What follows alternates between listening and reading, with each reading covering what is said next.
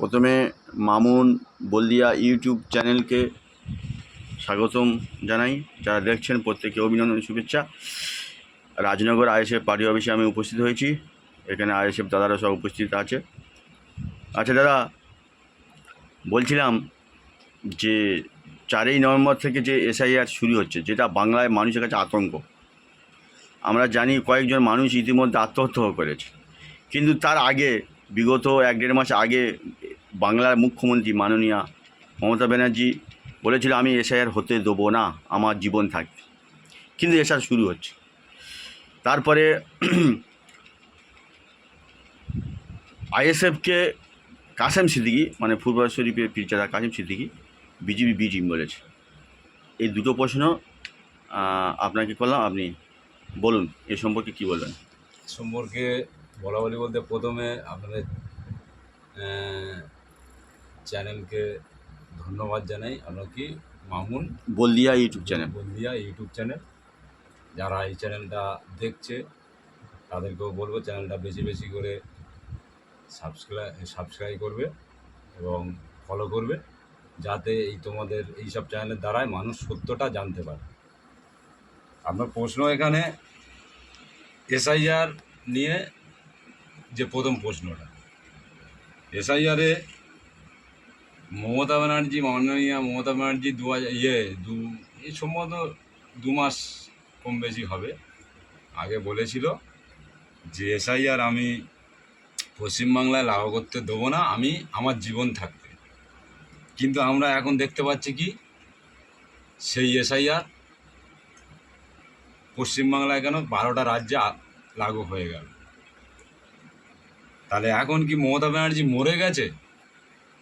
কারণ মমতা ব্যানার্জি বলেছে যে আমি বেঁচে থাকতে এসআইআর হতে দেব না, তাহলে নিশ্চয়ই মমতা ব্যানার্জি মরে গেছে, তাই এসআইআর হচ্ছে।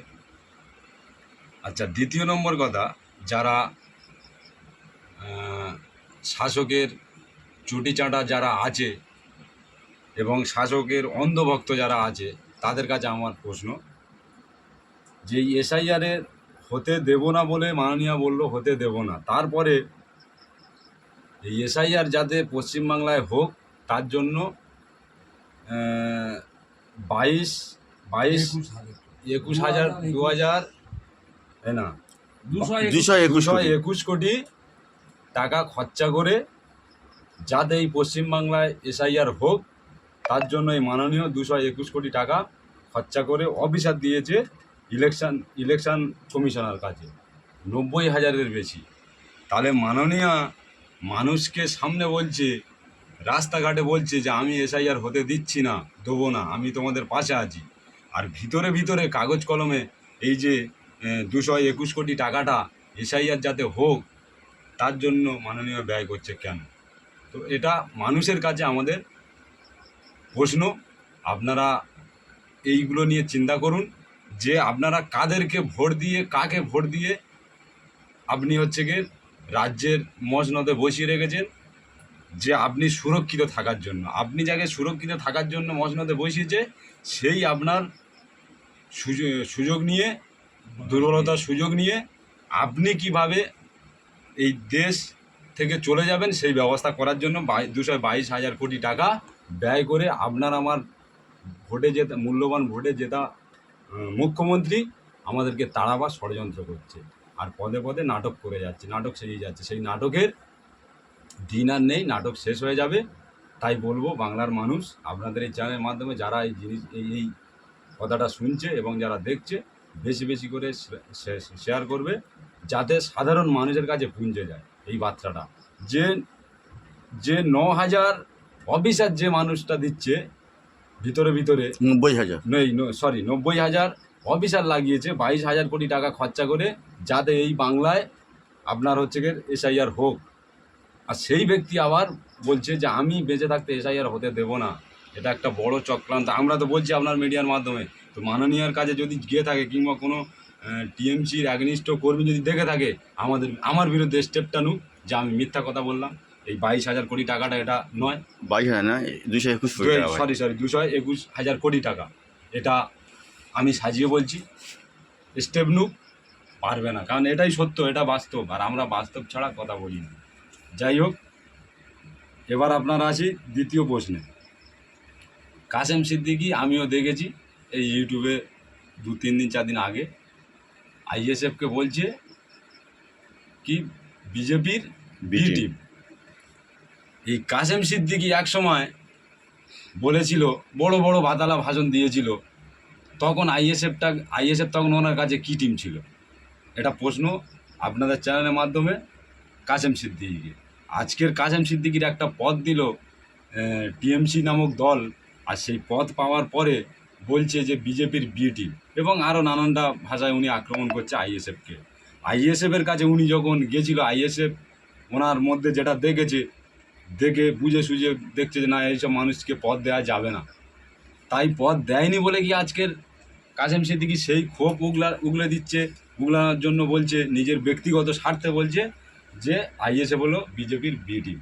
আপনি কাসেম সিদ্দিকী একটা তথ্য দিন যে আইএসএফের সঙ্গে বিজেপির কোনো মানে লেনদেন আছে এবং কোনো আতাহাত আছে, কিন্তু আপনি তো দূরের কথা, আপনার মতন ওই রকম যে রাজ্যের যে সাধারণ সম্পাদক পদে আপনার রেখেছে, আপনার মতন ওরা সাধারণ সম্পাদক প্রচুর আছে, প্রত্যেকটা গ্রামে টিএমসি একটা করে রেখেছে। আপনার যে পদটা দিয়েছে ওই রকম পদ হাজার হাজার আছে। যাই হোক, তো সেই পদের আশায়, পদের লোভে আপনি এইসব ভুলভাল কথা বলছেন। আপনার মাননীয় আপনাকে শুধু ব্যবহার করার জন্য আপনাকে রেখেছে, আর কিচ্ছু নয়। আর আপনার মতো মানুষ কী ধরনের মানুষ এবং আপনার নীতি কী, সাধারণ মানুষ জেনে গেছে। আপনি বাজার গরম কথা আর বলবেন না, কারণ আপনি যত বাজার গরম কথা বলবেন, আপনার যে সম্মান আছে সম্মানটা আপনি হারাবেন। কারণ আমি আপনার জুতোর ধুলোর সমতুল্য। সেই আপনার মানে যুক্তি বুদ্ধি দেওয়ার মতো জ্ঞান অর্জন আমি করিনি এবং আমাদের নেই।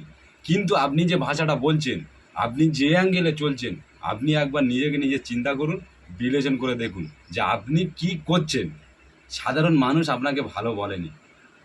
সাধারণ মানুষ, আপনি হয়তো হাইলাইট হওয়ার জন্য আজকের দলের স্বার্থে বলছেন যে বিজেপির বি টিম, বিজেপির এ টিম, হ্যান টিম, ত্যান টিম, আইএসএফকে দাগিয়ে দিচ্ছেন। আপনি একবার ভেবেছেন মানুষ আপনাকে কোন চোখে দেখছে আর আপনাকে নিয়ে মানুষ কি বিশ্লেষণ করছে?